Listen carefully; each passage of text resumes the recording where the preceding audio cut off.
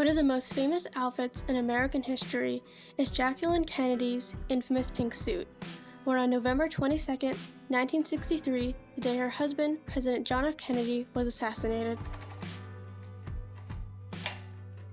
The Kennedys, along with Vice President Lyndon B. Johnson and his wife, Claudia Alta Johnson, had come down to Dallas to seek support for the upcoming 1964 elections.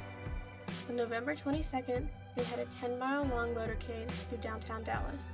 The Kennedys rode in a Lincoln convertible alongside Texas Governor John Connally and his wife, Nellie Connally. Meanwhile, the Johnsons rode 3 cars down. Then, at 12:30 p.m., the Kennedys' vehicle passed the Texas School Book Depository building.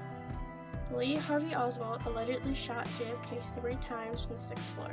30 minutes later, he was pronounced dead at Dallas Parkland Hospital at the age of 46.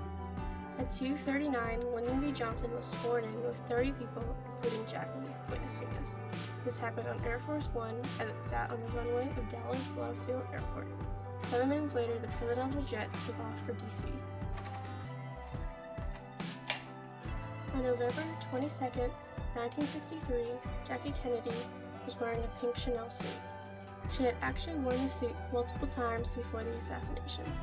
Here are a few photos of her wearing it.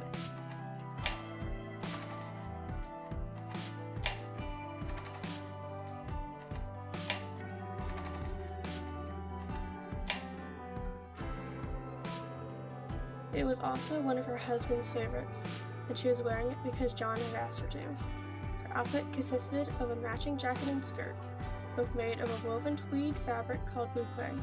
The jacket itself had a quilted navy blue collar, gold buttons, and 4 square pockets.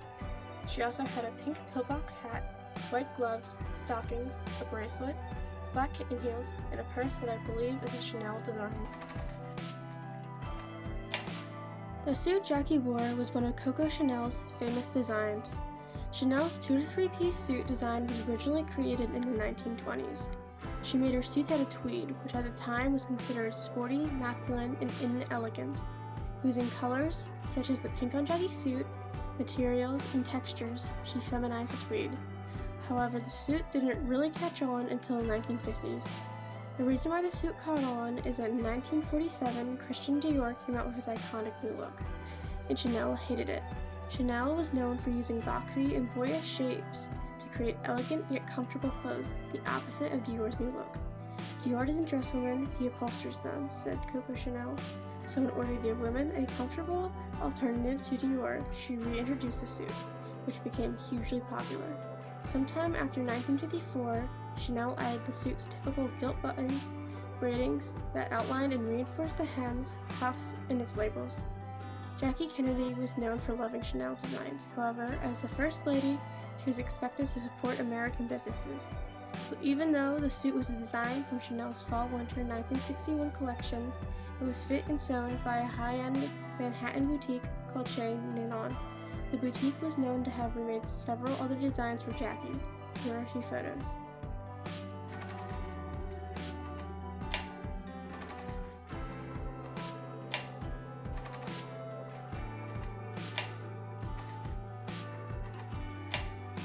All the suit's materials were sent from the Chanel atelier in Paris. Jackie was sitting next to JFK during the parade, so she was caught in the crossfires of the assassination. Then she actually caught her husband's body as he fell. This caused her suit to be covered in John's blood. Once she was at the hospital, she refused to change out of her suit. "Let them see what they've done," famously said Jackie Kennedy. She continued to wear the suit when Johnson was sworn in and on the plane ride back to Washington, D.C. The suit wasn't taken off until the next morning. Her only regret was wiping the blood off her face. Today, the most recognizable and famous part of the suit is its bubblegum pink color. However, originally, most Americans had no idea it was pink.